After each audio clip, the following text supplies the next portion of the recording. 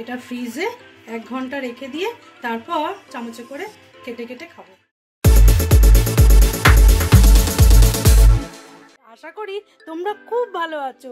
আজকে ওই জন্য ম্যাঙ্গো মিঠাই বানাবো। ফ্রিজে 1 ঘন্টা রেখে দিয়ে ঠান্ডা ঠান্ডা খেতে যা লাগবে না, তোমরা অবশ্যই বানিও। আমি জল দিয়ে প্রথমে আমটা ধুয়ে নেবো। আজকে আমি পুরো গাছ পাকা আম দিয়ে করব, কার্বাইড ছাড়া। চলো এটা বানিয়ে নিই। পরিমাণ মতো চিনিটা গুঁড়ো করে নিয়েছি। এইবার দুটো আখরোট সাজানোর জন্য আমি এটা কুচি কুচি করে কেটে নেব। আগে ভেঙে নিই। ভেঙে নিয়েছি, এবার ছাড়িয়ে নেব। বাবা একবারে গুঁড়ো করে ভেঙেছি। না না ঠিক আছে। এবার এটা কুচি কুচি করে কেটে নেব। এইবার আমটা আমি কেটে নেব।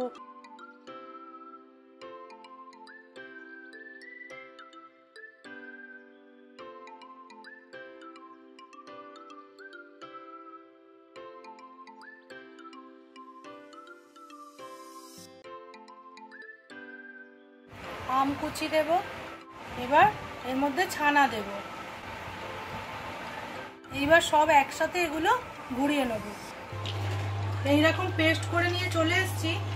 এইবার এর মধ্যে একটু ফ্রেশ ক্রিম দেব। দেখো মিক্সির পেস্টটা এইরকম হয়েছে।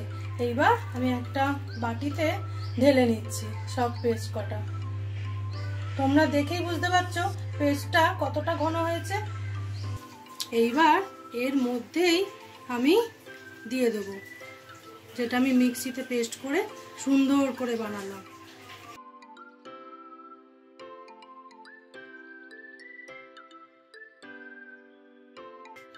একটু করে আমের কুচি সবটাতে দিয়ে দেবো। আজকে ম্যাঙ্গো মিঠাই একদম রেডি। এবার আমি ফ্রিজে রেখে দিয়ে পরিবেশন করব।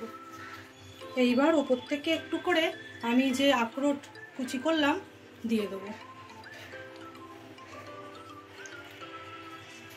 এটা ফ্রিজে 1 ঘন্টা রেখে দিয়ে তারপর চামচে করে কেটে কেটে খাবো।